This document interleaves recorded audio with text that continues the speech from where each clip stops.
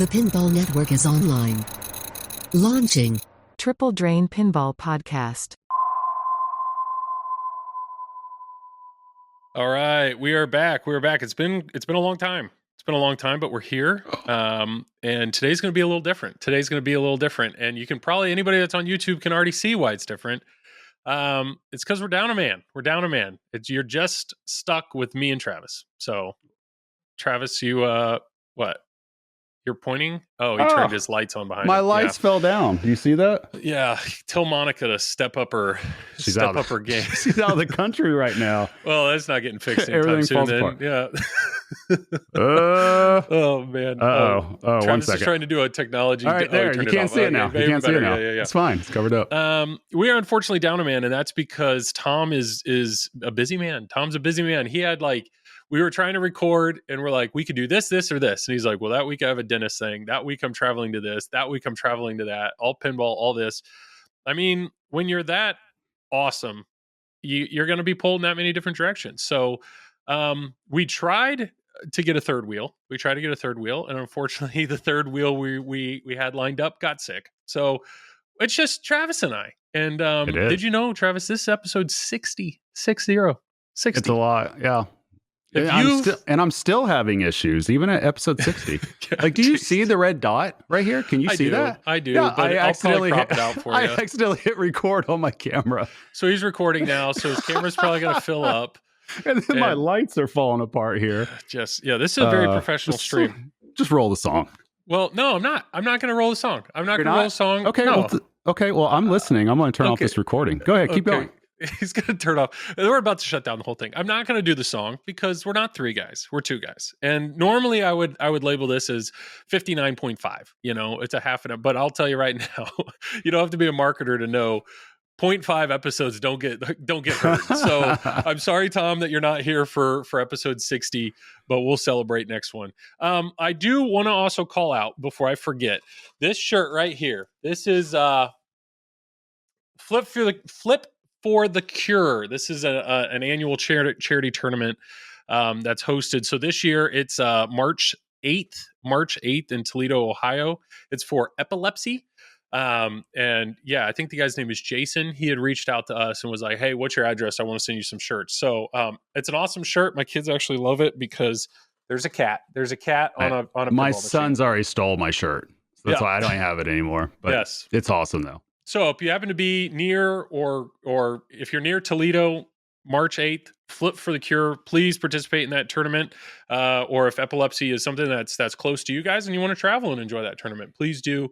Otherwise, I'm pretty sure there's merch or some other way you could support overall. But yeah, I thought that was a cool cause. It was awesome to get a shirt from it. And obviously we would love to support and encourage that tournament.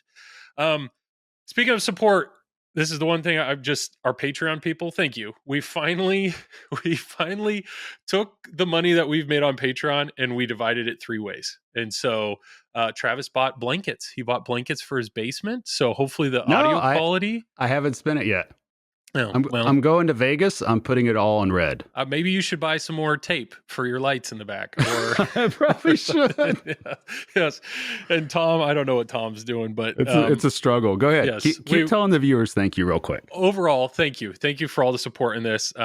Honestly, what we've been using the money for so far, we've sponsored some tournaments with it. We've paid for Zencaster and other stuff, so other expenses. But I know the guys heckled me enough last time, thinking that I was holding on to all the support funds that we had. So I went ahead and divided that 3 ways, and we should all be good. Maybe Travis will buy another backwards hat or some sweatpants or something. Something. Oh, you can see my sweatpants too. Yeah, I'm actually working here. I'm taking my lunch break to do this.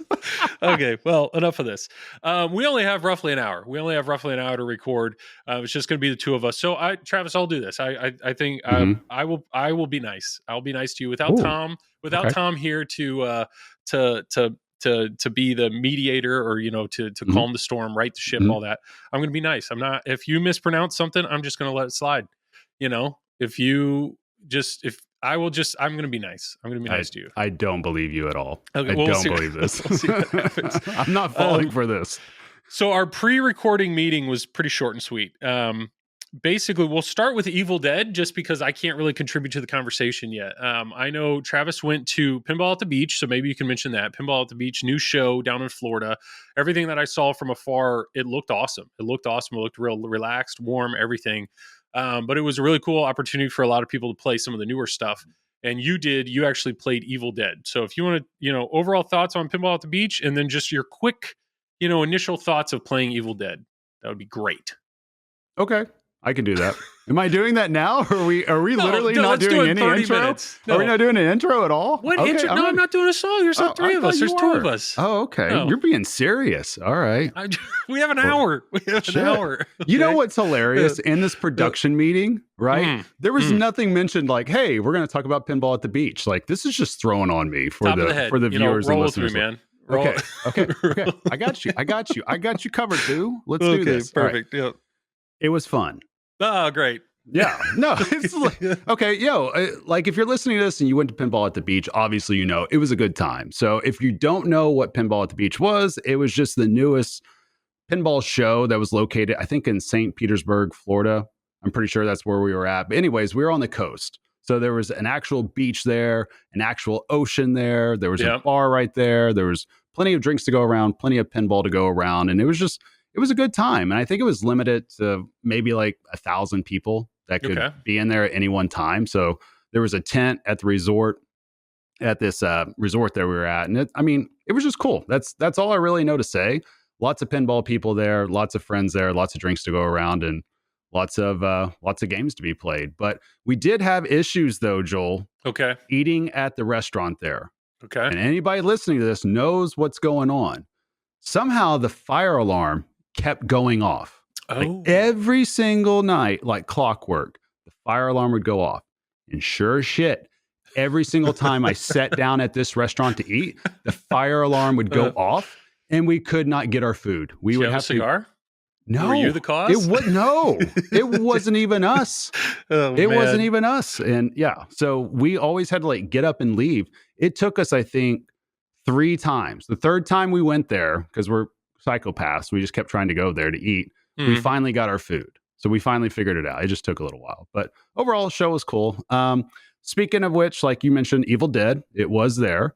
And, playing it's, I'll be honest with you, when I first stepped up and played it, it felt a little weird. And here's why. It's not because it shot bad, not because like the flippers just felt like they were soggy or anything like that. I think it just felt strange to me because it was a wide body, right? Yep.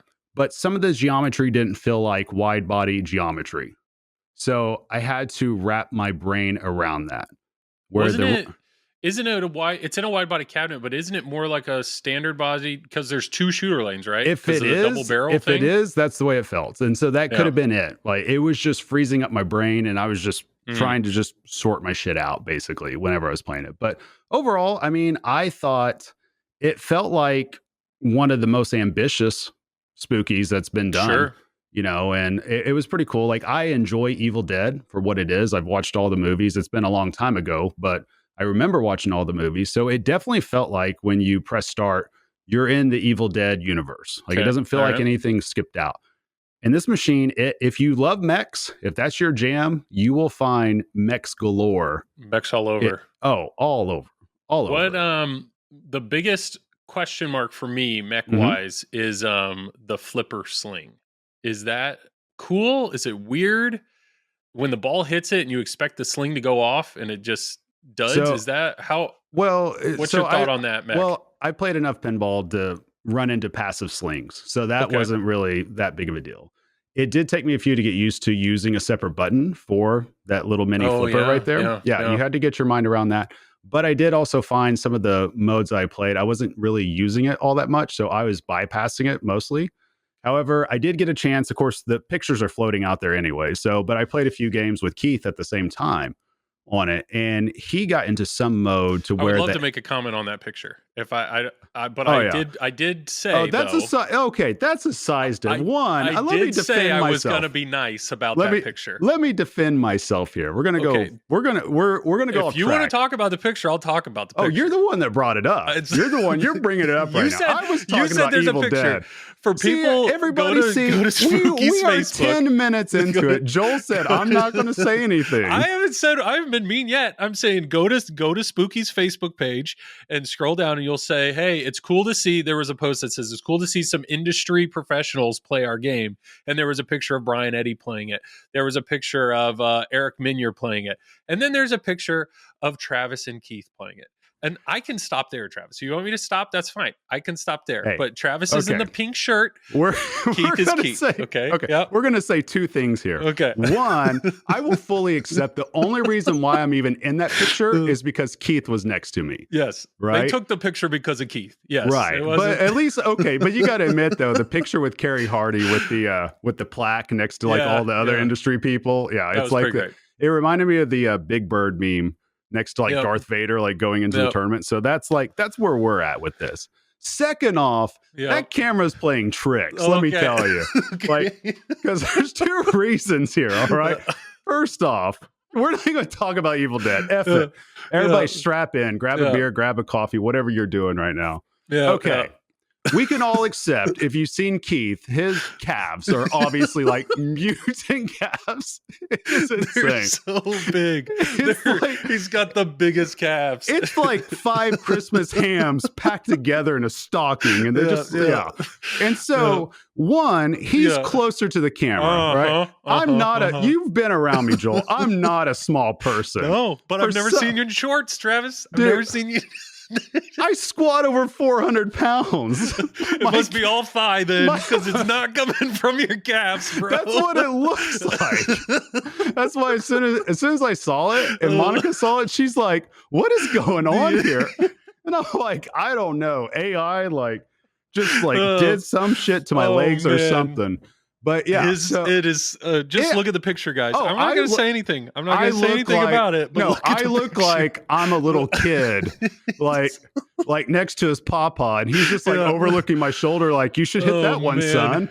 Oh, yeah. boy. See, well, when you guys first sent me the picture, I thought, shit, they're going to give me shit about my pink Hawaiian shirt. But no. I like colorful, fun shirts. I have zero problems with the shirt. You know what the funniest part is? The lower part half that I think you would. They should crop that photo. No, I will own it. Leave it up there. That's like just perspective. I don't even care. Here's what cracks me up about that photo, Joel. Yeah. When I first saw that, I wasn't even thinking calves, right? Because I've never once heard anybody in my life say, "Oh, you have small calves." Like, I've never heard it. Of course, I've never been next to like 5-tier Christmas ham, Keith Elwin next to me with his calves. Yeah, it's perspective there, right? He has a killer beard, killer calves. What can I do? F me. So basically what I'm getting at here is that when I zoomed in and I looked. You had to zoom in, yeah. Well, here's the thing, because I didn't even think of the calves. I was thinking I had my beach shoes on and I wasn't wearing my socks. And my tan is just like out of this world. I mean, my ankles and my feet are wider than this. Like, I didn't notice the tan line. See, that's what I mean. Nobody noticed what I was like, "Oh God, people are going to see that." But yeah, so Evil Dead, great, excellent job, guys, excellent job. Oh man, I saw that picture and I was like, "Oh, so Who good." Who took that pic? Was it Bug or was it Luke? I don't know. Who do I need? They did you wrong, bro. They did you wrong. Why didn't they wait for like this shot, like a perspective shot, so you can actually see the whole thing? Yeah, you have better camera angles. Dude, I look like I have Kevin Durant calves in that picture. It is nuts. Yeah, they're there, man. It wasn't fair. It wasn't fair. I don't get it, man. I'm gonna disappear. I'm doing nothing but calf raises for the rest of the year. Like, screw the beard. I'm done with that. Good luck, man.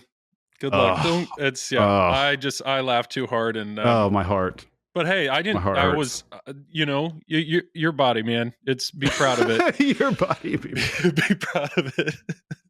Be proud of just you're a beautiful boy. I don't. What am I supposed? I'm not supposed to be mean, right? I'm gonna be nice. I don't. I try to be the good-looking one on this podcast, but obviously people are just trying to tear me down. You have a better shot with Tom not on. You know, he's That's definitely true. your top two today. Yeah, that's true. That is true. All Okay, right, so appreciate you being here. No, so great Evil job. Dead, you loved it. You're right. 10% of this podcast spent on my calf muscles. Thank God. This is great pinball content. Yeah. So Evil Dead, yeah. So it has modes, it has Evil Dead, it has mechs, it has all that. But what I was getting at is the only time that I can recall using the upper flipper a lot is when Keith got into some mode with the hand going back and forth. Yeah. Right. And then he would shoot the ball in there. You could also stage right there when it comes back in the wire form. Well, with the upper flipper, you could leave the flipper up and it stops above it, and then you just kind of wait and go, pick your shot, whatever you're doing. I didn't see it go up the left ramp, but I know I saw it go up the left orbit a couple of times. I remember Bug had made a comment because that flipper does something similar to like the flipper lock that flip lock that's in Jaws. And I remember but the ball's on top of the flipper instead of here. It's on top, so that makes it interesting. Well, what was funny was Bug said like that was already designed, like it was already designed, it was already in the game, and then Jaws comes out and he's flip blocking. He's like, oh man, like just kind of a like. But hey, it's I love it. We had a similar situation with what was it? It was Avengers came out with the spinning disc, the portal disc, and then it was like 2 months later. 2 months later, what's the Guns N' Roses came out with the spinning disc with the hat, and then fast forward to Foo Fighters, where they had in the in lanes, they had the targets in the in lanes, and there was like 2 months later, Godfather comes out with a target in the in lane. So it happens. It happens. I mean, people make weird comparisons too all the time. It's like we've heard D&D or Dungeons and Dragons is like Labyrinth because it has an upper flipper and a loop shot or there's something. There's nothing about D&D that's that's a decent transition. We can take it now unless you have more you want to say about Evil Dead. No, I'm good.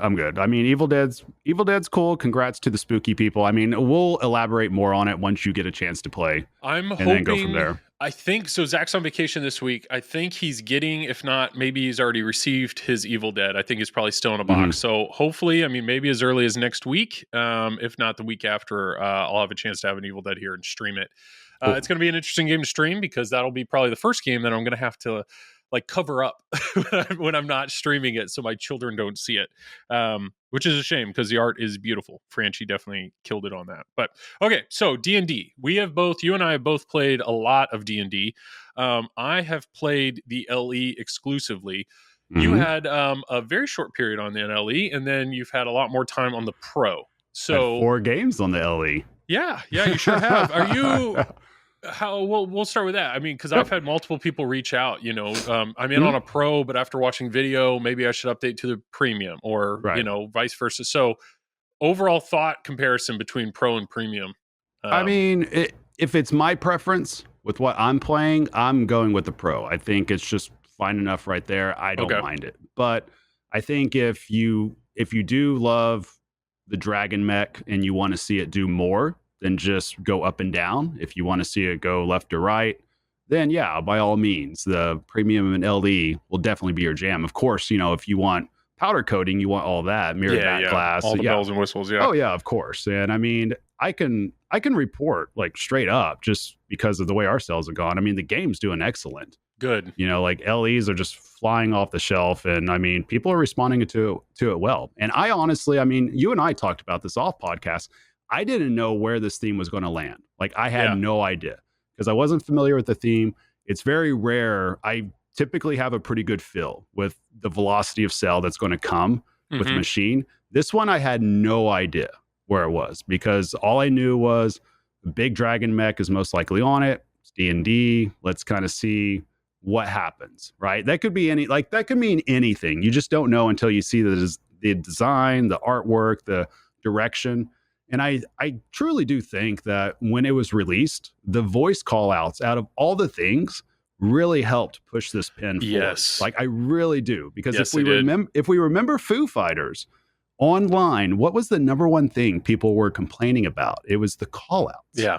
Oddly enough, where's the call outs? Where's this? Where's that? And of course, I never thought there was an issue with that. But with this, it's almost like people at Stern said, if you want call outs, here it is. We're going to chunk it all at you right now. So I think that is helping a little bit as well, pushing that out there with that type of voice cast. Yeah, and I've definitely experienced just with people that have reached out to me and whatnot or showed up in stream. There's a lot of D&D fans out there that I played D&D for 3 years, and it was just a fun thing that I did with a few friends and family members, and I loved it. But I just enjoyed it because it was a fun social fun thing. But I've learned, I mean, there are D&D fans that are not only do they play and maybe multiple times a week, but then their D&D Critical Role is very popular, but there's others like it of these essentially shows that are, whether it's streamed weekly or YouTubed weekly, where there are people that are really into following these storylines and they get attached to the characters that are being portrayed and the voice actors. So I don't know who was particularly negotiating the license or working with the license, but I feel like this may have been one of those situations where, Kevin Smith is in it. Like, hey, do you have any interest in? And they hear like D&D, they're like, I'm in. And I think there's some of these voice actors that are super passionate about this theme, and it shows. I think the voice work in the game is fantastic, and they got recognizable names. Matt Mercer being the main one, which is he's the dungeon master of Critical Role. But Kevin Smith is huge. Gerard Wade is huge. I mean, some huge names. So for the avid D&D fans, boy, they did you fan service. They got a D&D/magic artist. They got all the voice actors' names that you'll recognize. And it really truly feels and looks D&D.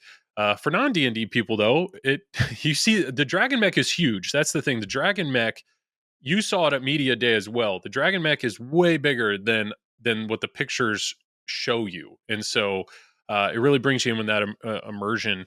The one comment I will make about Pro versus Premium, though, is when I was at Media Day, I was super impressed by the Pro. I was like, honestly, the dragon spinning the balls out at you is cool, but that multi-ball is so chaotic that having the balls shoot around the orbit felt very similar. And so part of me was like, I hope there's other instances in the game where the dragon spits out the balls to give you something besides that one multi-ball. As of right now, there isn't. But to me, though, the underrated mech, in my opinion, is actually the dungeon scoop popping out of the playfield. And the reason I say that, really, I've really grown to enjoy it. And the reason I say that is because it's not a gimme. It can be a challenging shot, and the way they implement that shot, there are certain modes, like the Tiny's Dice utilizes it. But when you're doing a town dungeon, so once you complete all the modes in a town, you have a chance to do the dungeon, which is kind of a little mini wizard mode. Those dungeons have levels, so to get down to the next level, the scoop pops up, and it's a tough shot. So it's like a reward where it's like, douche, you hit the scoop and you're like, yes, okay, next phase. And it gives you that second to breathe. And that's so satisfying, hitting that scoop when you need to reward you to the next level. And the way you do that on the pros, you just hit the center spinner shot, which the center spinner shot's the easiest shot in the game. So it's like you take a moment and you make it rewarding versus just like, yeah, you just hit the center spinner shot again. So I think it's an underrated mech. I think it's utilized well. And honestly, if I went from a premium to a pro, that would be the thing that I'd miss, in my opinion. I don't think I'd miss the dragon movement as much, but I do think I would miss the dungeon scoop. The dungeon scoop has been pretty cool. See, it's kind of curious because after playing it for a few, the mech I'm most impressed with is actually a cube. Like sure, that thing's pretty cool. Yeah, the way the magnets work. I think it's so I got to put a caveat on this because it can't it's a fun game. Don't get me wrong, but okay. I want to be transparent and be honest with people if you haven't got a chance to play it yet. One of the things that I've had a tough time with is any ball that's coming around that right orbit. At least from my vantage point, I have a hard time picking up the ball in time for the upper flipper shot. Yeah, because that cube is so big, it covers it up. It's hard for me, and I'm roughly 6'1". You're like an ogre. It's like 8.5 feet tall. So I imagine you have a difficult time seeing it. No, you can't see it. It's hidden. Yeah, it's tough. So, but the mech itself, though, in terms of what it does, it's interesting because you can hit the left orbit that turns to a left ramp. You can hit it through that gelatinous cube. It works its way around from the left ramp to the right side. And then it catches on that magnet, which that part's pretty cool. Like, I mean, it's just, that's a basic pinball thing, right? The magnet Yep. catches. What's really cool is what happens afterwards, to where you have options, to where you can either start that 2-ball multi-ball by hitting it back up the ramp again, or you can lock it on the magnet down below, which I think it's the same magnet, right? Same magnet. I Yep. forget. Yeah. So you can lock it down below it on the right orbit, but you got to hit the right orbit shot to do that. And then what's really interesting is I'm pretty sure I'm getting this right. If you hit the right orbit again, that just gives you a 3-ball multi-ball. Whereas if you hit the left ramp again and you knock the ball off the top magnet, you get a 4-ball multi-ball. Correct. So that right there is kind of cool. Like, I like the idea of utilizing a mech or some type of magnet, whatever you want to call it, to be able to create these different stages of just risk reward, trying to get as many points or as many balls as possible into play as you want to do. So that in itself is, I find that far more fascinating than anything else in the game. I've actually had a good time doing that. But the funny enough is I don't really do it that often when I'm actually playing through the game. But when it does happen, it's a pretty cool moment. Well, with that. The other thing though is is that magnet is a setup shot, and what I mean by that is if you hit the far left scoop, Fismo's shop, it will then eject the shot up past that flipper, and the magnet is supposed to grab it. Is it 100%? No, but it's a very consistent thing where it'll grab the ball, and then it's basically you're feeding that upper flipper in a very consistent way, and so because of that, there's 2 upper flipper shots and a target. The left ramp is an upper flipper shot. There's an inner loop, which is an upper flipper shot, and then there's a dungeon target. But you can also, with that thing, on a premium or LE, you can hit the scoop, the dungeon scoop if it pops up, and you can hit the captive ball, which is the critical hit target. So there's a lot you can do with that upper flipper, and the fact that you can stage that upper flipper in a consistent, repeatable way, really. There are some pinball machines where the upper flipper shots are really hard, and you're rewarded for it when you hit it. But on this game, it's just another shot. Like I have zero complaints when the enemy is on an upper flipper shot, because I know I can set it up in a reliable way so I can hit it. And that, I love that. There's something about hitting like consistently and cleanly with an upper flipper. It's so much more satisfying. So the left ramp from the upper flipper shot is a very enjoyable shot. So I that was just one of those things. Until you play it, that magnet really doesn't. They've utilized that magnet so well with the layout. And I think, doesn't the magnet catch too if you hit the shortcut 180 shot? That's sometimes. That's it. That's in between the spinner and the right ramp. I'm pretty sure it does. And you can backhand that. So the shortcut shot, which is kind of like a horseshoe, basically, you can backhand that from the right ramp. So it's one of those things where if an upper flipper shot's lit, you have the ability. It's like, well, do I want to hit Fismo's shot to do it? Do I want to try to backhand it to hit the shortcut to feed it? Or do I want to be crazy and hit the left orbit with full speed to hit it? But you have 3 easy ways to get that ball in play. And comparing that to a lot of other games with an upper flipper shot where you may only have one way to get the ball in play, it's awesome. And and this is a good question for you, Travis. I had a buddy, shout out Derek. He asked me the question. He said, do you like D&D or Shadow more? Because they're both Brian Eddy games. They both are his only 3 flipper layouts. So which one, from a layout standpoint, and even if you want to bring in toys and mechs, which game do you like more, Shadow or D&D? Honestly, I'd probably say Shadow, just because of the way that the ramps are, the furbas, and all that. Ramps are awesome. Yeah, controlling that, going back and forth. The upper play field is actually a fun upper play field to play because it's not necessarily your classic used flippers, right? Or anything like that. I like doing loops on it. So, I'd probably have to go with Shadow, but that's not to say, D&D isn't fun. It's bad, to me, this is the best Brian Eddy layout that he's done at Stern thus far. Yes. I like it better than Stranger Things. I owned a Stranger Things for a while. I like it better than Venom. And then Mandalorian had Mandalorian for a while. So I think that this one for sure, it's one of those things that when you get a layout that's more dynamic than anything, that it has 3 flippers or more than 3, as long as it doesn't feel convoluted to the point that it's just like you can't get anything done in the game, right? This feels like you can get through the game with the way the layout is. So I think that's where a lot of people are they're going to get attached to that, or they're going to have more fun with it because of that. So I completely agree. And there are plenty of games that I've played with a third flipper that, that third flipper may have one shot. It's like Right. all that, they put in that entire mech and then mess with that whole geometry to give you one shot with that upper Mhm. flipper. And sometimes, if it's a stern, sometimes that upper flipper is a stand-up target, Yeah. it's Oh, yeah. if it's a Like pro. Led Zeppelin. Yeah. Yeah. Yeah. Yeah. So, but yeah, I just think I really have enjoyed the layout, and to me, the Shadow versus D&D question, it's hard to be. I love the metal snappy ramps that you get with the Furbas in Shadow. I would love that type of diverter in a modern game because the speed at which you can switch things around is so cool. Yeah. But I would easily say I think I would put Shadow and D&D as Brian Eddy's top 2 designs in my opinion when it comes to the layout.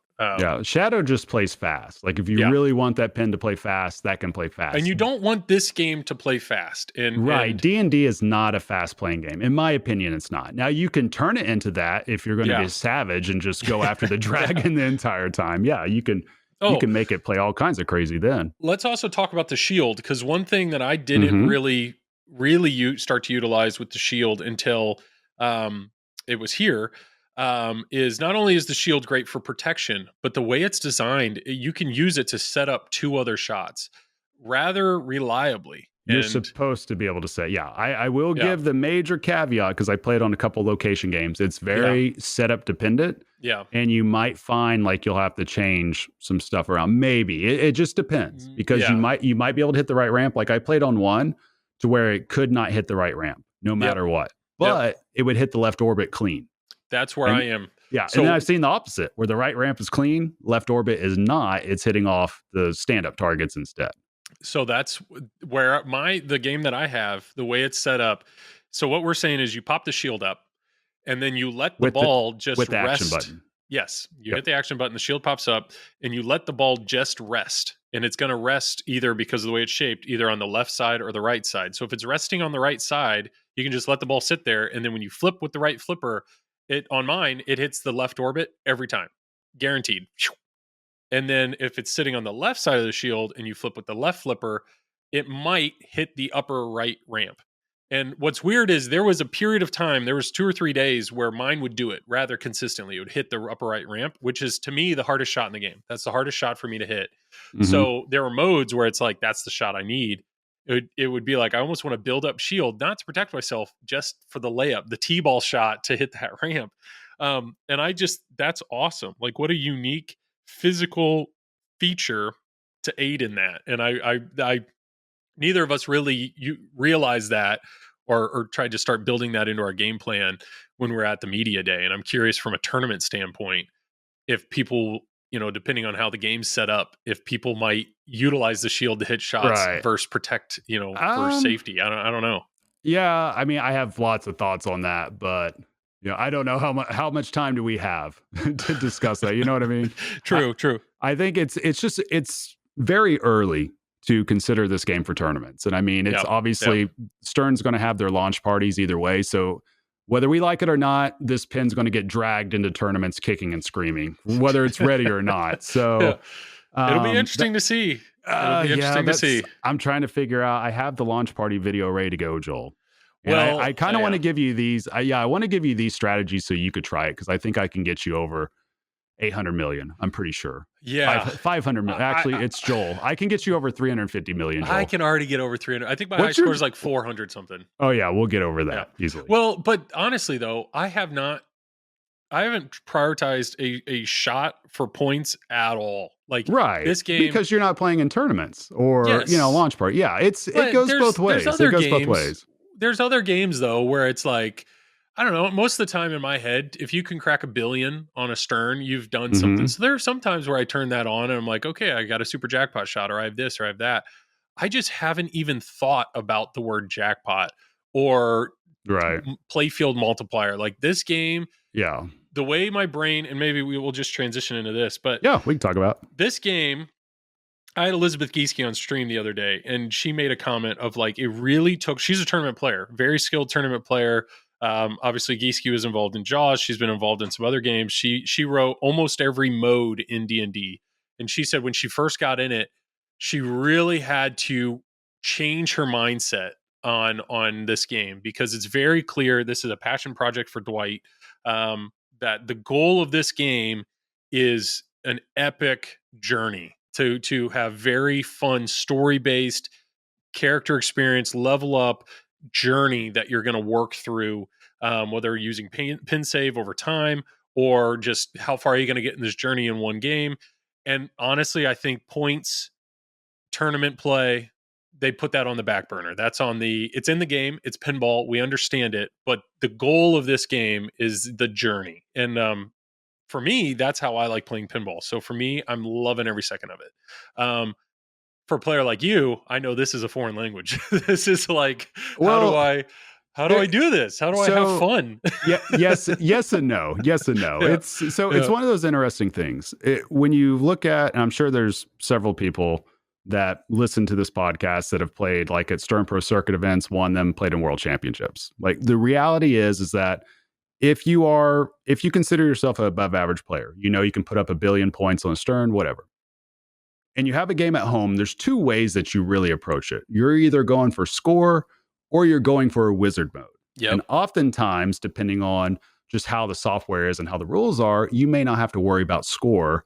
When going for a wizard mode, it's more about progression anyways. Yep. Like completing something, starting something, doing something like that. So, I mean, I think if you're looking at this and you're realizing, okay, wait, they're prioritizing a story over points, I don't want that to dissuade the players that do focus on points and do play tournaments from not at least trying out this pin. Like you could still min-max your way to 1 billion to 3 billion points on this game. There's always a path. And it's just that path becomes even more apparent because the focus is more on story than points. If your focus isn't on points, obviously there's going to be a lot more imbalances up front that's going to be able to be exploited. That's just what it is, right? It's just, that's just what happens. But from a narrative perspective, if you're looking towards just progression, getting through it, then yeah, this pin does cover that, right? Because there are rules, there are modes up front to go through the towns and keep trying to get to the end.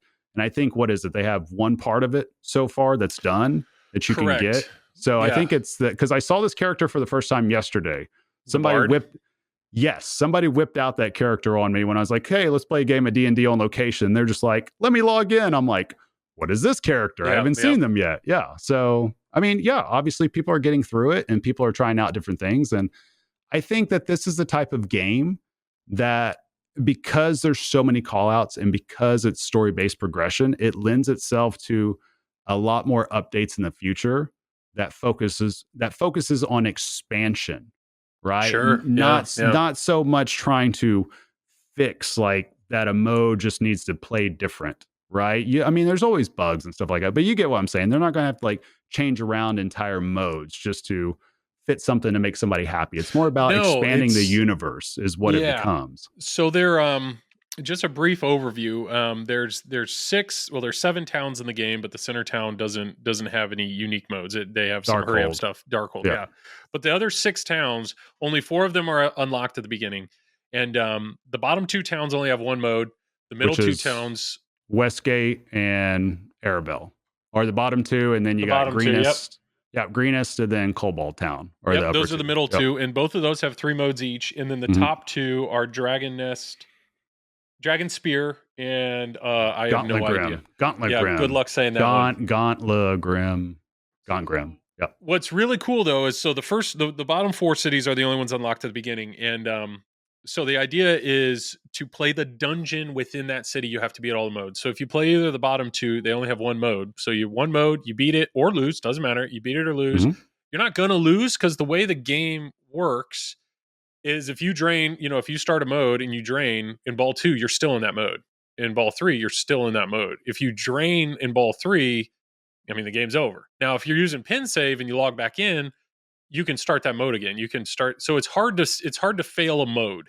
Now, once you beat all the modes, you can play a dungeon. Dungeon's a different story. Dungeon, you can absolutely fail a dungeon. And the way that you fail a dungeon in this game is you lose your health. You pass out, or you're knocked out. So every character, your entire party has hit points, and it's basically time. And so while you're playing the modes and you're being attacked, you will lose hit points. And so if you play it long enough, you can get kicked out of the dungeon because you died. Now you didn't drain, you took too long. And so if you get kicked out of a dungeon, you can lose the dungeon and you can't go back in. That's kind of unique.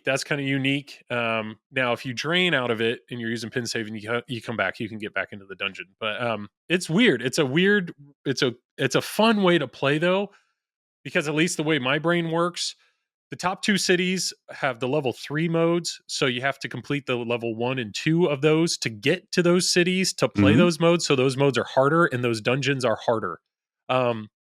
And those dungeons are ones that it's like me, I'm exploring the whole map and trying to level up my character as much as I can before I try to take those on, because I don't want to lose. I don't want to lose that, because I'm playing every time with pin save. I'm just slowly progressing through the game. Joel save. It's so great. It's such a fun way to, it is. Like I'm glad that they're doing something like this, because what I keep telling a lot of people, it's not every single release needs to be a tournament pin. Like that's perfect. That's perfectly fine. We've already got hundreds out there. Not every single new release has to be that. It can be something different for somebody. People play, like, there's more people that play pinball that don't play in tournaments, right? There's always that person that just has like their man cave at home, or a family has their family room and they happen to have that one pin that's just right there because they have the family game board room and they just happen to want to have something like a D&D or something like that. Or I've seen like Star Wars fans, right? Super fans have Mandalorian and Star Wars right there. That's all they have. So there's plenty of room out there. And I think the industry is a lot larger than what people realize in that aspect. So, I think that's what I would tell people, because I know, of course, if you look on Facebook, you look on Pinside, you will see right off the bat, like a lot of people are all about like, where's the code? Where's this? Where's that? And we see that a lot. Sometimes it has some merit. Sometimes it doesn't, right? It's like, it really depends. People have different perspectives. They have different wants, different needs when they're playing a game. This right here, it scratches the itch of progression. It scratches the itch of exploring, right? It scratches the itch of knowing that your game, if you wrap your brain around this, your game isn't necessarily a 3-ball game. Your adventure could be a 12-ball game, a 15-ball game, a 30-ball game. However long it takes you keep using the pin save with your IC, you just keep logging in over and over again, you're going to get there eventually. And so if that helps people enjoy the game more, then, I'm all for it. So be it. It doesn't have to be the super balanced game. It could have that story progression. That's perfectly fine. I completely agree. And so what I had to look it up because what'd you have to look up, Joel? I had to look up what was the last turn. My memory is correct. The last turn game Jared and I streamed was Beatles, and Beatles and D&D could not be more different. Beatles, right. Beatles it's a modern pin, but it's super fast, and it's the modes. Like Jared and I were not the best players, but we've seen every single aspect of that game except for the Final Wizard mode, which is not. But it's like we saw it all in a 2-hour stream, and it's very easy to see everything in that game. But yet that game had that one more game feeling, because it's just like it was so fast. It's easy to understand. It's fun, and to get to not the main wizard mode, but the second one, where all you have to do is complete 5 modes or play 5 modes. Just play 5 modes. It was just right there. It was just right there. I just wanted to keep coming back. So that's one of those where we're seeing the same thing over and over and over and over and over again, but it's fine. It was fine. It was fun. Well, this is the opposite. Jared and I have streamed it twice for 2 hours each, and we barely see everything in the game. We're barely seeing it, and that's not repeating anything. That's just, okay, we did that mode. Oh, but 3 balls over. We hop back in. Let's keep going. And it's 0.85 code. Like, it's not anywhere near complete. The only thing you're going to potentially experience over and over again is like, I'm in one of my characters. I'm in the final dungeon. So this is the dungeon in Dragon Spear. And so I've beat everything else that's in the game. But I have to get through that dungeon. And once I get through that dungeon, then I get to the final wizard mode. So the problem is that dungeon is like 5 stages. And as of right now, I've already beat it once. This is the second time I've worked through it. For me to beat all 5 of those stages in a 3-ball game is a challenge. It's a challenge because it's a hard mode, and it's very unique. Each stage And I could even break that down. Each stage is so different. But if I can do that in a 3-ball game, great. Then I'll get to Final Wizard mode. If not, if I die, if I drain, Mhm. when I hit start again, I can start that dungeon over again. So sure, I'm repeating that dungeon over and over again. Or Jared on stream, he had one mode that he kept playing over and over again because he was trying to beat that one mode. But it's not. It's just so different than a lot of other games where it's to get back into the thing you want to do. You have to grind through the beginning progression. Right. And You I have to think requalify it. You have to do this. You have to do that. And that's where the pin save really comes in handy, because Yes. obviously if you're just starting from the beginning, it's almost like you're going through the same roadmap over and over and over again to get to where you're wanting to be. Yeah. And granted, that's the classic thing about video games, right? Like, just you try to get through it, you die, you find your end, you go back to the beginning, you try to do it again. Like, Yep. that's just, that's the basic thing. But that being said, obviously pinball can be a difficult game for a lot of people, and rightfully so. It takes years and years to get really, really good at it. It really does. And so I understand from that standpoint of having somebody that might have less than 6 months of gameplay, that they're just trying to figure out their flipper skills, or just trying to figure out what is going on through all the chaos. I think it is very helpful to be able to have something to where you're already, like, you get to save your progression through, and you get to start a new game, but technically it might as well just be your 4th ball or 5th ball, and you get to keep going through. I think that that's pretty cool, because at the same time too, let's face facts, the people that do the software and the rules for these games, they go all out on it, obviously, and they try to put as much as they can that makes sense, right? Yeah. And then you have so much at the beginning of the game, but then it's like, what happens at the mid game or the end game, right?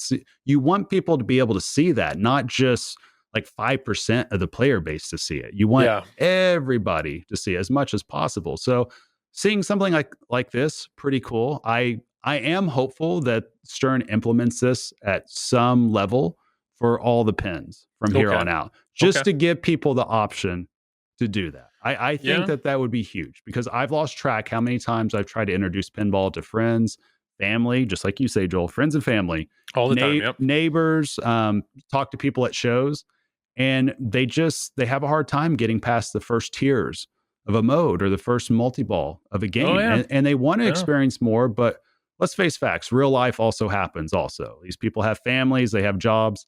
They don't have enough time just to sit there and play pinball 2 to 4 hours a day and get to the skill level they need to experience that. Because it's almost like final wizard mode. Yeah. Or not even that. Even like I've talked to so many people, Joel, that haven't even seen a tier 2 mode on Godzilla. Oh yeah, or some that have never been in a battle on Godzilla, because that scoop is impossible for them to hit. Yeah, it's wild. Like, I've talked to several people, like Mandalorian, right? Yeah, like you had Mandalorian for a while. Yep. Correct. Okay, it's like, how often were you able to get to just a main like mini wizard mode that was associated with like the encounters or missions or it's a lot. The multiple. Yeah, for the average Joe, they're not going to do it. And I think Stern and others have done it too. But to have the challenge modes, to have things built into the game now, where before you hit start, you can warp ahead, you can experience things. I was going to say that with Jaws, like the fact that 4th of July multi-ball is a challenge mode. You know, for some people, they'll never get there. Or the search mission, or there's a few. Yeah, which is huge. So great that they're putting that in. And that's where I think pin save. Honestly, I think pin save is probably the best and potentially the worst thing for D&D. And what I mean by that is, I think there are plenty of pinball enthusiasts where they get the game and they have the ability where they will play the heck out of a game until they beat it. And then once they've beat it, it's gone. Theoretically, if you bought D&D today, if you're that type of person, you could beat the game in one night. Like, you could. It's going to take, like, you could see every single thing in the game in one night if you allow yourself to use pin save. I've had the game now, it'll be almost a week and a half. I've already beat the game. I've seen everything in the game. Luckily, I really loved it, and I want to keep playing more. It draws me back in. I want to keep playing more. I will say there's a way around that, though. Okay. There's 2 ways around it. Okay. First off, the first way around it is just patience, because obviously more is going to be put into the game. There's still 2 other characters coming. Yep. More wizard modes, more story. It'll be further pushed out. The second way you could do it, it has the impossible mode on there, which means you could, make it, you can only trap up for 1.5 seconds and play. I've tried impossible mode a couple times. It's hard.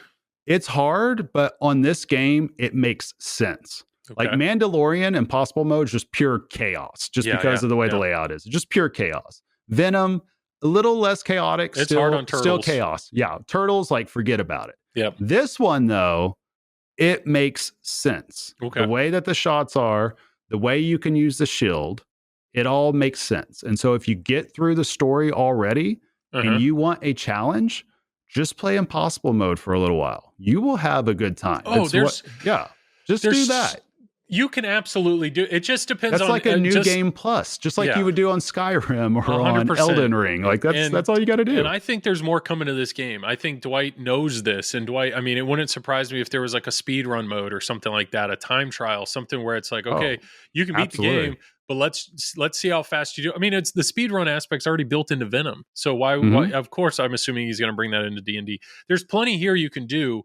And I've played, honestly, I think I've played this game more. I looked at my numbers so all the games that Zach's let me borrow, and typically I borrow them anywhere from, 1 to 3, maybe 4 weeks.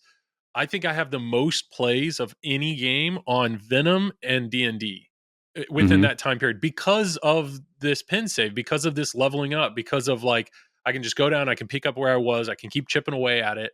And I'm really having a blast with it. I want to take 1 second here because I thought about this the other day. Tell me how this isn't fun. Okay, so Dragon Spear Dungeon, right? It's 5 levels. Okay. So I haven't played it yet, so please explain it. Let me explain it to you and spoil it for you. But okay. What I mean spoilers by coming up, listeners. Well, spoilers, but this is where we talked about this weeks ago about what makes a mode fun. Right. So the first stage is you're battling trolls. Trolls are huge. You can't just hit them. You can't just hit them like you've done in a lot of the other modes when you're battling a thing. So if you're hitting the red shots, you have to lure it into a trap. So there's a yellow shot. So you hit the yellow shot and then it moves over, and then you have to hit another yellow shot, and then you have to hit the dungeon target. And this is the first mode that aiming at the dungeon target is actually what you want to do. So now all of a sudden you're aiming at a target that. So when you say dungeon target, you're meaning the 2 stand-ups. The one by the right ramp, right orbit, and the side loop. So the first troll, you have to hit the right ramp, and then it moves over to the right. Then you have to hit the right orbit, and then now you're hitting the right dungeon target that goes between them. If you happen to hit the dungeon target instead of the yellow shot, it hurts them half. So you have to do the whole process again. And you have to do that twice. So you do it once to the right, and then you do it once to the left. So it's like, that's unique. You can't use your ranged weapon. You can't just plow through it like, hey, I'm a level 10 guy, I'm just going to keep bashing this bad guy. No, you have to follow that path. Yeah. Then you go down a level. The next level is skeletons. So everything's lit, but there's decoys.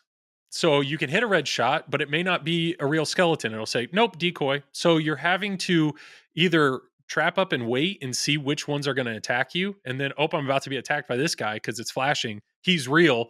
Let me hit him.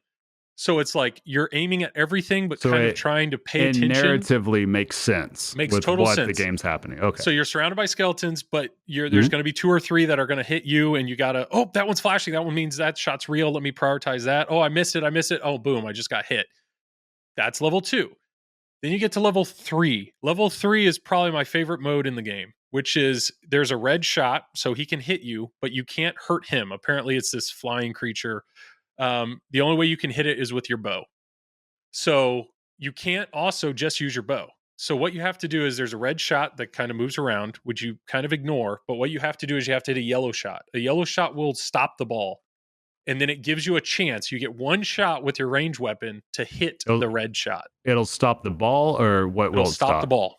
Like when you say the ball, what do you mean? Like the actual pinball, the first or something on the LCD screen? The pinball. So the first shot may be like the shortcut shot. So you hit that, and then the magnet's going to turn on to stop the ball. You actually shoot the shot. Okay, I thought you were meaning you use your bow. No, so the first thing you do is you have to hit a yellow shot, which will hold the ball, and then while the ball is being held, that gives you the opportunity to hold down the action button long range to shoot the shot, which is cool because this this is a very late in the stage dungeon, so Mhm. you might have gotten some of the treasure or some of the things that increased your skill Mhm. with the bow, or there's a level 3 mode that if you beat it, you get a more powerful bow. If you haven't done any of that, the light goes so fast. The range weapon is kind of hard, but Right. if you level it up, it'll slow down the light, or it may give you can hit the shot, or if you miss it by one shot, it'll actually be like a span of 2 or a span of 3.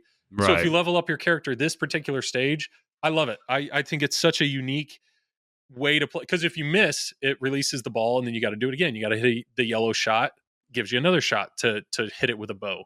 But the Right. whole time is, if you're taking too long or you miss your shots, the creature that you're shooting at is going to hurt you. So you Gotcha. could run out of health and die. So, That's so level then, 3. so there's still a couple more levels. Okay. That's level go, 3. All right, go ahead. Then you get down to level 4. Level 4, you're battling a guy who's invisible. So now in that mode, you have to hit stand-up targets. There's the dragon stand-up targets on the left. There's the dungeon stand-up upper left. There's dungeon. And if you hit a target, it'll light up the shots in that area. And if they're all white, it means he's not there because he's invisible. So you're Oh, that's trying to cool. hit the targets to find where the shot is that the invisible guy is. Once you find that, then you hit that shot enough to kill him. After you do that, you have a choice. Storyline, there's a choice. There's an event that happens, and you basically choose kind of left or right. And what that choice will eventually impact is which final wizard mode you will do. Oh, you're basically choosing whose side So you're you on at pick that point. well, you pick a like, Is it do I kinda want like to do that? this, like fight this guy, or do I want to do this, chase after this? Yeah. And depending on what happens in that final phase, after you get through that final phase, that's what will then start the particular wizard mode. There's gonna be 3 in the game. So this one dungeon and this one event would impact which one of the 2 you're gonna play. So then in the 5th wizard mode, you do some more stuff, which is fun and unique. And then if you beat that 5th phase, that's what unlocks the final wizard mode to play. But like, that's me just explaining one dungeon. Right. One dungeon in the game. Right. Yep. Like it's so much fun. Like, and it, because the art reflects it, it makes sense. It's thematic. You're playing the game in a unique way.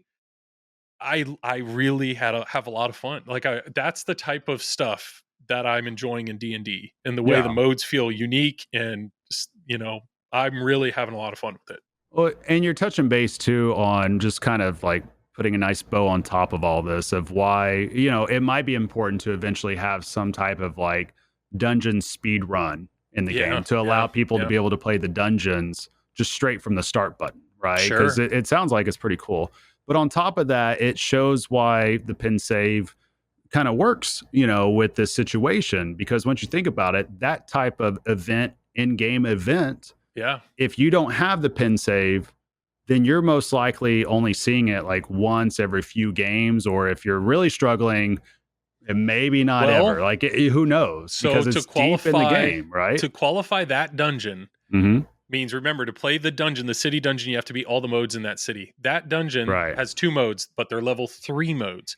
Are we talking about Dragon Spear? Dragon Spear. So for me to play that dungeon, it means I would have to beat level 1 mode, level 2 mode of one of the colors, then the level 1 mode, the level 2 mode of another color. And remember, all those 4 modes are in different towns.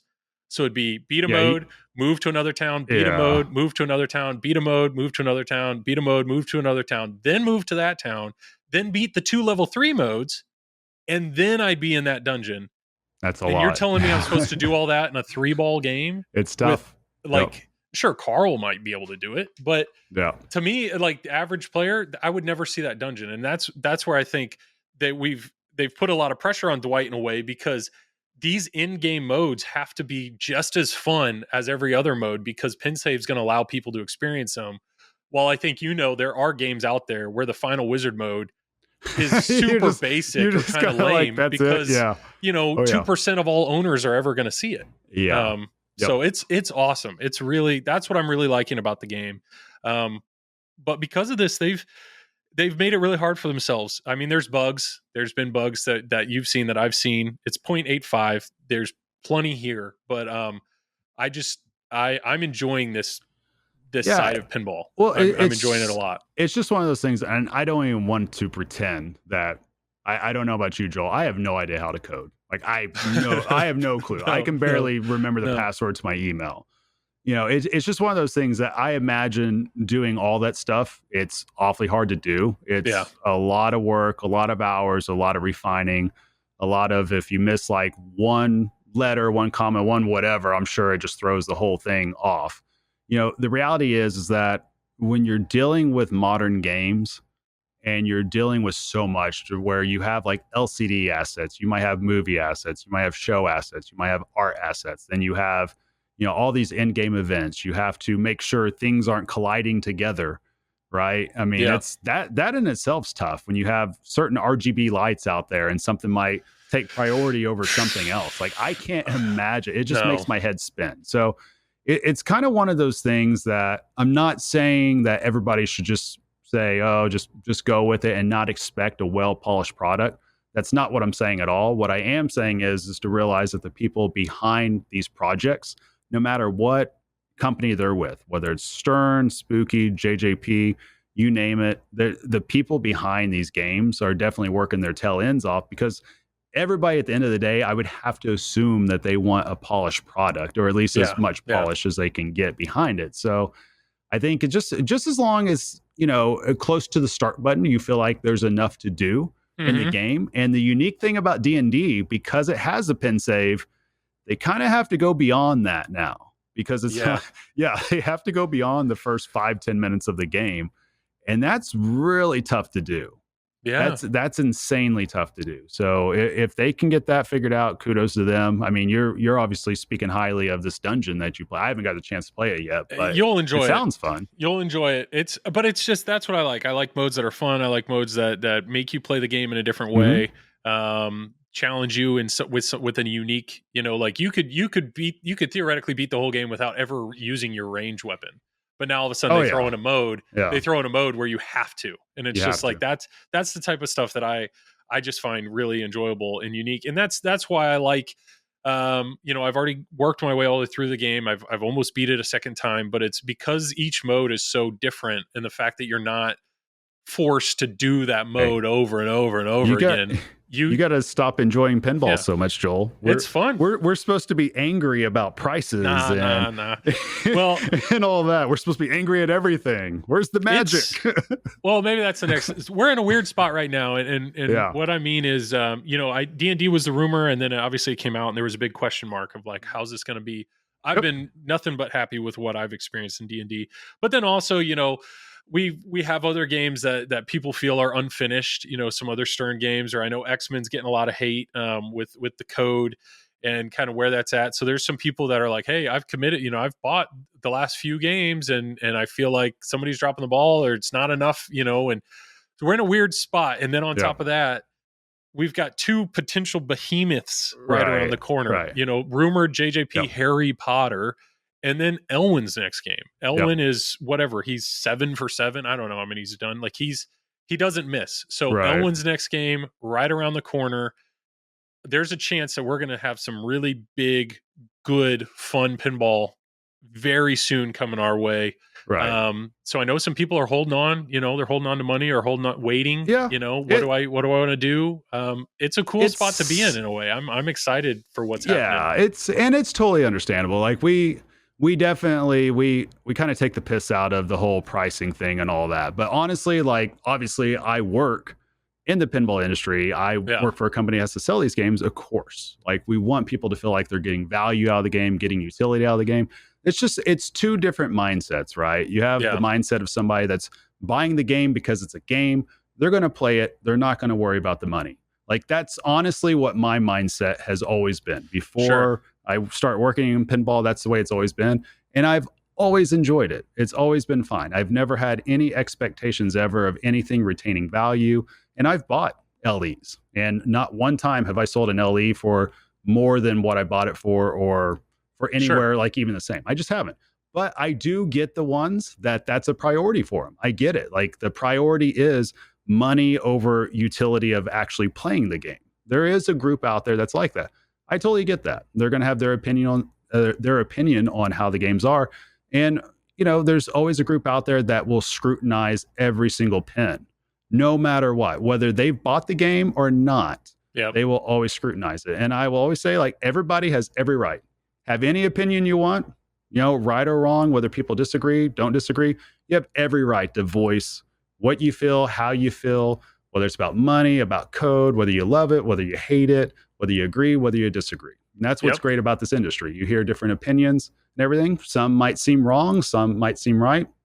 It is what it is. But I will say I do get it though, the ones that have bought certain games and they feel like there's not enough in there. Like I get the wait and see mentality that some people have. It's fine. And then others, they want to play the game ASAP. I know a lot of people that will buy a game up front. They'll play it with the intent of selling it within the first 3 months, knowing that they're going to buy it again a year later when the code's more fleshed out. There is a group. Yeah, I know multiple people that do that. And that's interesting. And that's fine. Like, it's just, it's one of those things. If you know what's baked into the cake with pinball, that you're going to get a game that's like a live service game that's always going to keep evolving. If you understand that, then you got to decide, like, what's your entry point for that?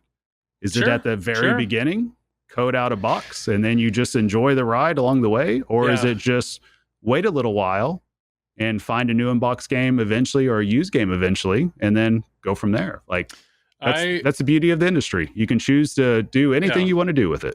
100%. I know I've been spoiled in a way because I get to borrow games from Zach, and sometimes it's bad in a way because perfect example is Bond. When Bond was in this house, the code was really bad. It just was non-existent. So my overall experience with Bond wasn't the greatest. It wasn't the greatest thing.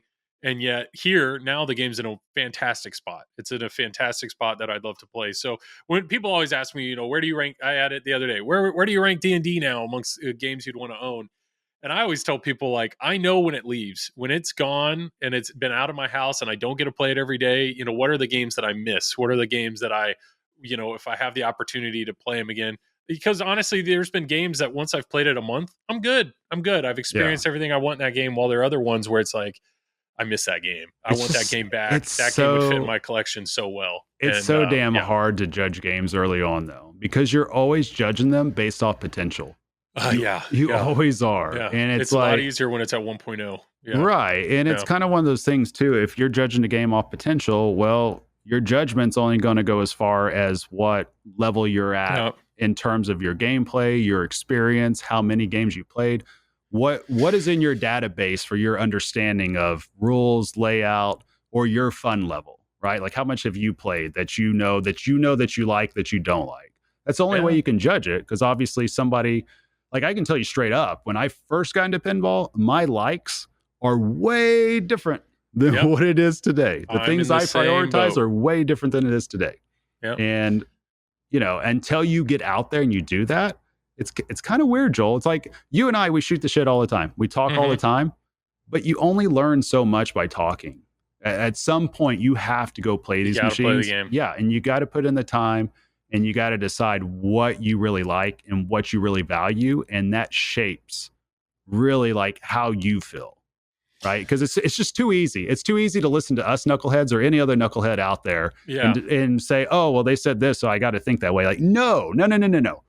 You play the game, you make the decision for yourself. What do you like? Like, it's just our opinion. It's not like set in stone. Yeah. Like something that I love, Joel, you might hate. And we've talked about it before. Something you love, I might be like, oh, I don't know. Yeah. It's just, that's the way it is. It's a great thing. Obviously, if Tom was here, he would say what Tom likes, same thing. I think that's the best for anybody listening to this podcast.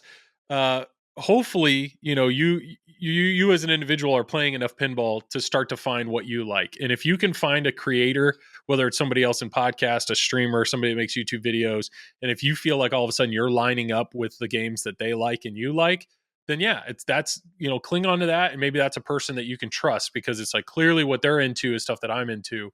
But that doesn't make any one of us right or wrong. It's just personal preference. And I know the games I like are different than my brother, which are different than Travis, which are different than Tom or Carl or Zach Mini or whoever. And that's what's great. That's what's great about pinball. But I am running out of time, so I do need to get off. What I was going to say, though, is this was hard for me. this. I tried to be nice. I was going to be nice. Yeah, I want you to know I did edit myself. There were a few Okay. comments that I was going to make. One of them I didn't make it. One of them I was going to make though was, you said, we hold out on games based on potential. The comment I would have made if I would have made it would have been, I think Monica was, dating you based on the potential of what you could. I didn't make it. I didn't make the comment, but if I would have, then that's what I would have gone down that route. We could have dug into that about. Hey, it's true. I was the first round draft pick, and they were just waiting, just waiting. Yeah, that participation trophy husband that you are. Isn't that what you say? Yeah, but I didn't make it. I didn't make it. Trophy husband, not participation. I didn't make it. So let's wrap it up here. I will go ahead and plug Fox Cities Pinball for Tom. Mm-hmm. And then I know he has some tournaments coming up, so check out everything that he does on Twitch. Side note, Twippies are this Saturday. We're recording this on a Friday. What I have learned is Fox Cities made top 4 when it came to videographer and streamer, and I know that's awesome. So I'm speaking for Tom here. I'm putting words in his mouth, but thank you for everybody that supports Fox Cities and everything that Tom does, because I know he works very hard and he does a lot for on the tournament side. And then I'll go ahead and plug myself as well. I do the Flippin' Out YouTube channel. I also learned that Flippin' Out made top 4 for video and streamers. So once again, anybody that voted on us, thank you, because I know Jared and I have a great time with that in doing that. And then unfortunately, Triple Drain did not make top 4 of podcasts, but you know what? That's fine. We appreciate Triple all Drain of you. didn't make it, and my content didn't make it. Everybody out there, you're dead to me. Everybody out there. I'll speak for Tom and I thank you for the support. Appreciate I only do content for your guys' plug support. it harder. All you plug is Triple Drain. You feel free to plug, Travis. Feel free to plug. No, everybody's dead to me now. I told them that. All you guys, anybody that's driving, anybody that's jogging right now, if you're listening to this while playing, thank you. Just know you're dead to me Travis. until the next podcast. Perfect. But no, overall, I mean, we have a lot of fun with this podcast. 60 episodes in, no plan to stop anytime soon. Hopefully we'll have Tom on the next one. And you got anything else, Travis? Yeah, you guys can find me right here at this non-nominated podcast of Triple Drain, and then you guys can find me on that. Maybe we're fifth. You can find me on that Podunk channel, the pinball company over on YouTube. They have like the shittiest content ever. Can't get one vote, but that's fine. No. I'm not a hater at all. I'm not hurt.